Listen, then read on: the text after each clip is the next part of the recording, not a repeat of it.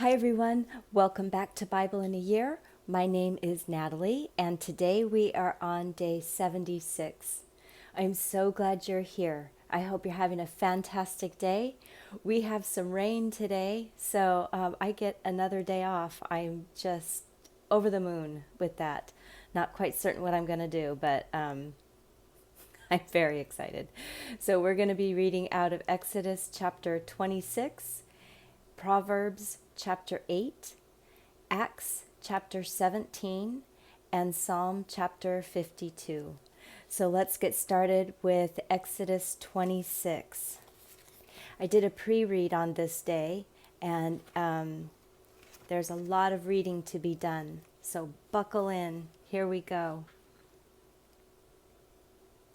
Moreover, you shall make the tabernacle with 10 curtains of fine twined linen, and blue and purple and scarlet with cherubim. You shall make them with the work of a skillful workman. The length of each curtain shall be 28 cubits, and the width of each curtain 4 cubits. All the curtains shall have one measure. 5 curtains shall be coupled together to one another, and the other 5 curtains shall be coupled to one another. You shall make loops of blue on the edge of the one curtain from the edge in the coupling, and you shall do likewise on the edge of the curtain that is outermost in the second coupling. You shall make 50 loops in the one curtain, and you shall make 50 loops in the edge of the curtain that is in the second coupling. The loops shall be opposite one another, and you shall make 50 clasps of gold, and couple the curtains to one another with the clasps. The tabernacle shall be one unit. You shall make curtains of goat's hair for a covering over the tabernacle. You shall make 11 curtains. The length of each curtain shall be 30 cubits, and the width of each curtain 4 cubits. The 11 curtains shall have one measure. You shall couple 5 curtains by themselves, and 6 curtains by themselves, and shall double over the 6th curtain in the forefront of the tent. You shall make 50 loops on the edge of one curtain, and that is outermost in the coupling, and 50 loops on the edge of the curtain, which is outermost in the second coupling. You shall make 50 clasps of bronze, and put the clasps into the loops, and couple the tent together, that it may be one. The overhanging part that remains of the curtains of the tent, the half curtain that remains, shall hang over the back of the tabernacle. The cubit on the one side and the cubit on the other side of that which remains in the length of the curtain of the tent shall hang over the sides of the tabernacle on this side and on that side to cover it. You shall make a covering for the tent of ram's skins dyed in red, and a covering of sea-cow hides above. You shall make the boards of the tabernacle of acacia wood, standing upright. 10 cubits shall be the length of a board, and 1.5 cubits the width of each board. There shall be 2 tenons in each board, joined to one another. Thus you shall make for all the boards of the tabernacle. You shall make 20 boards for the tabernacle for the south side, southward. You shall make 40 sockets of silver under the 20 boards, 2 sockets under one board for its 2 tenons, and 2 sockets under another board for its 2 tenons. For the second side of the tabernacle, on the north side, 20 boards, and there 40 sockets of silver, 2 sockets under one board, and 2 sockets under another board. For the far side of the tabernacle westward, you shall make 6 boards. You shall make 2 boards for the corners of the tabernacle in the far side. They shall be double beneath And in the same way they shall be whole to its top, to one ring. Thus shall it be for them both. They shall be for the two corners. There shall be 8 boards, and their sockets of silver, 16 sockets, 2 sockets under one board, and 2 sockets under another board. You shall make bars of acacia wood, 5 for the boards of the one side of the tabernacle, and 5 bars for the boards of the other side of the tabernacle, and 5 bars for the boards of the side of the tabernacle, for the far side westward. The middle bar in the middle of the boards shall pass through from end to end. You shall overlay the boards with gold, and make their rings of gold for places for the bars. They shall overlay the bars with gold. You shall set up the tabernacle according to the way that it was shown to you on the mountain. You shall make a veil of blue and purple and scarlet and fine twined linen with cherubim. It shall be the work of a skillful workman. You shall hang it on 4 pillars of acacia overlaid with gold. Their hooks shall be of gold on 4 sockets of silver. You shall hang up the veil under the clasps, and shall bring the ark of the covenant in there within the veil. The veil shall separate the holy place from the most holy for you. You shall put the mercy seat on the ark of the covenant in the most holy place. You shall set the table outside the veil, and the lampstand opposite the table on the side of the tabernacle toward the south. You shall put the table on the north side. You shall make a screen for the door of the tent of blue and purple and scarlet and fine twined linen, the work of the embroiderer. You shall make for the screen 5 pillars of acacia, and overlay them with gold. Their hooks shall be of gold. You shall cast 5 sockets of bronze for them. I think that is so awesome. I don't know if it's my family history. I do have architecture in my family line. So I don't know. I personally love that chapter. And I hope you enjoyed it too. Proverbs chapter 8.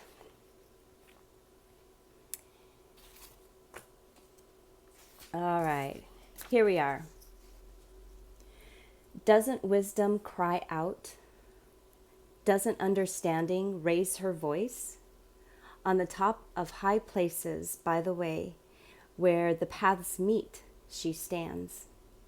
Beside the gates at the entry of the city, at the entry doors, she cries aloud.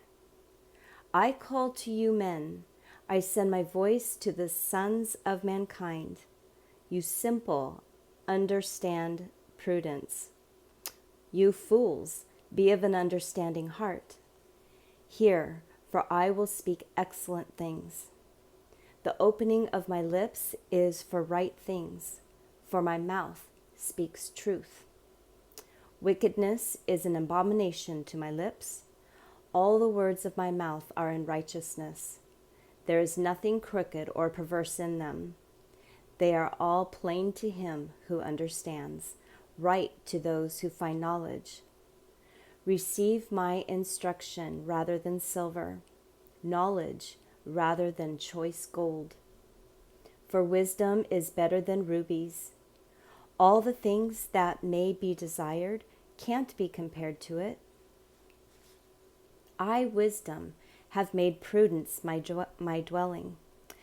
Find out knowledge and discretion.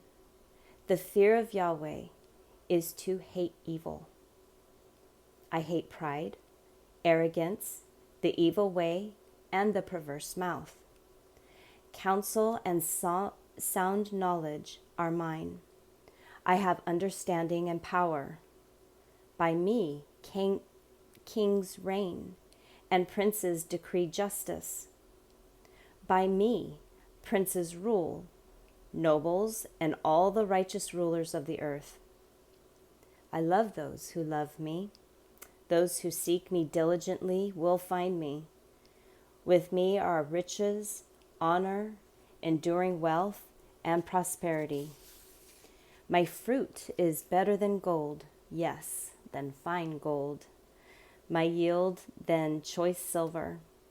I walk in the way of righteousness, in the middle of the paths of justice, that I may give wealth to those who love me. I fill their treasuries. Yahweh possessed me in the beginning of his work, before his deeds of old. I was set up from everlasting, from the beginning, before the earth existed. When there were no depths, I was born. When there were no springs abounding with water, before the mountains were settled in place, before the hills, I was born. While as yet he had not made the earth, nor the fields, nor the beginning of the dust of the world. When he established the heavens, I was there.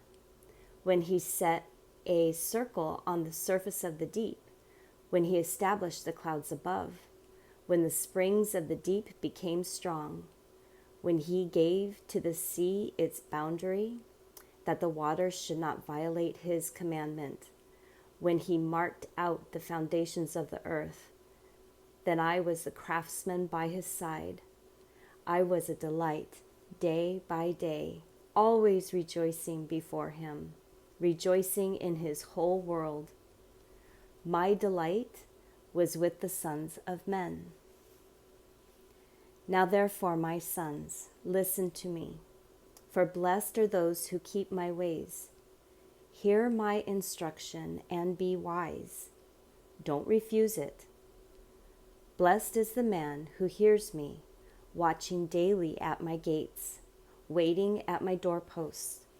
For whoever finds me finds life, and will obtain favor from Yahweh. But he who sins against me wrongs his own soul. All those who hate me love death.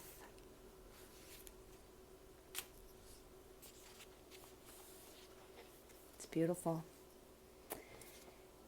Acts chapter 17. Here we go. I'm having a lot of trouble with the cities. I'm having a little PTSD from our genealogy journey. But now it's cities. All right. Now, when they had passed through Amphipolis and Apollonia, they came to Thessalonica, where there was a Jewish synagogue.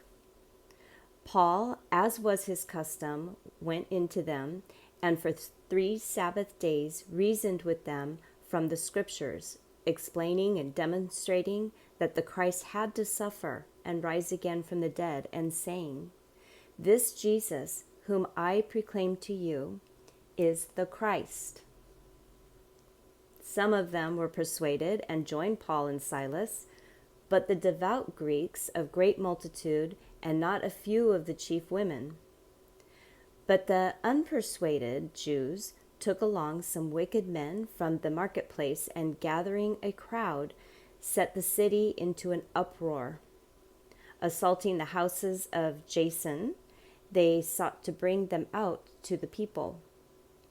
When they didn't find them, they dragged Jason and certain brothers before the rulers of the city, crying, "These who have turned the world upside down have come here also, whom Jason has received. These all act contrary to the decrees of Caesar, saying that there is another king, Jesus." The multitude and the rulers of the city were troubled when they heard these things. When they had taken security from Jason and the rest, they let them go. The brothers immediately sent Paul and Silas away by night to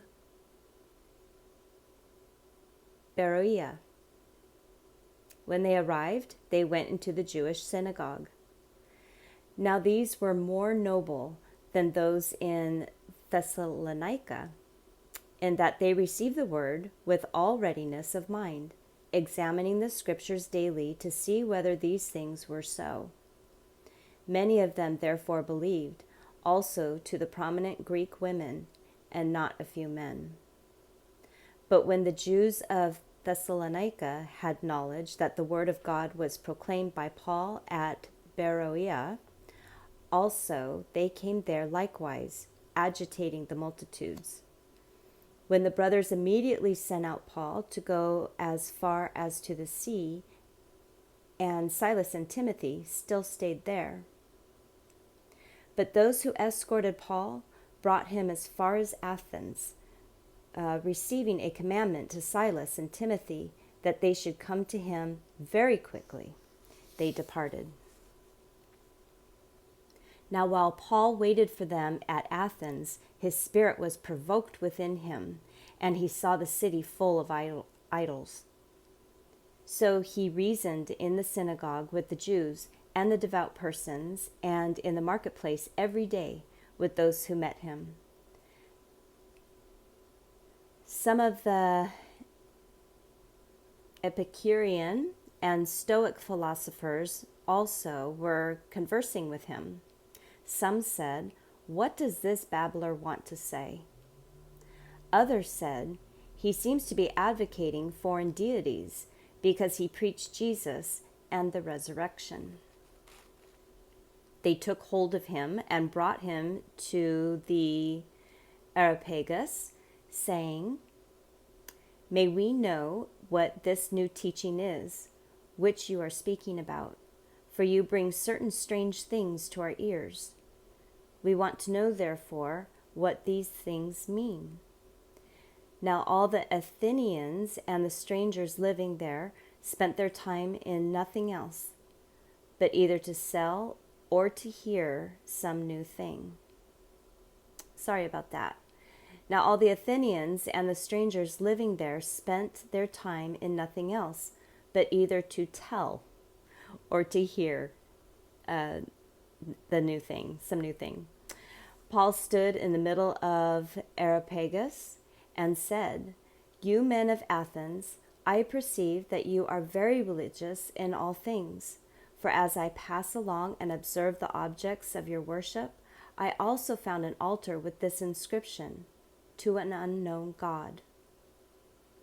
What therefore you worship in ignorance, I announce to you.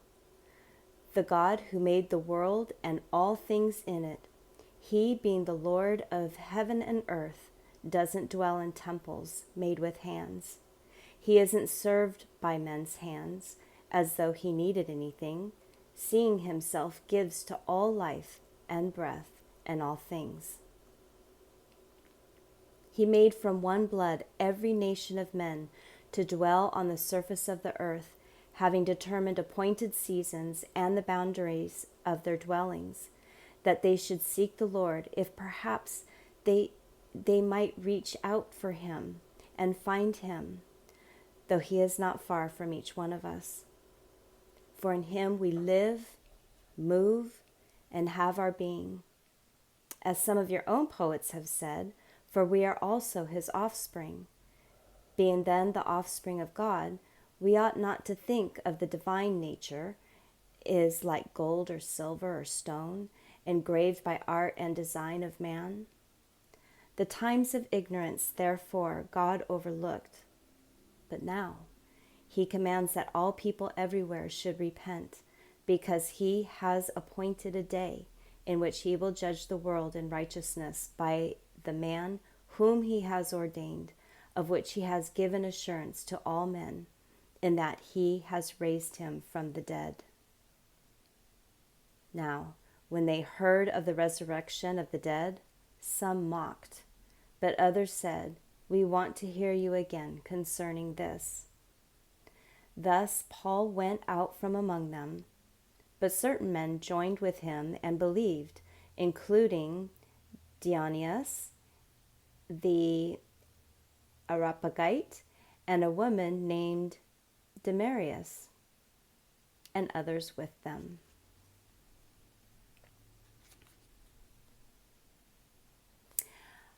I really love that. Being then the offspring of God, we ought not to think that the divine nature is like gold or silver or stone, engraved by art and design of man. He is all-powerful. It's not the universe. Put it out there to the universe. The universe will provide. Boy, I hear that a lot these days. It's not the universe, folks. Put it out there to the Lord, the God who made the universe. That's who we need to be talking to. Psalm chapter 52.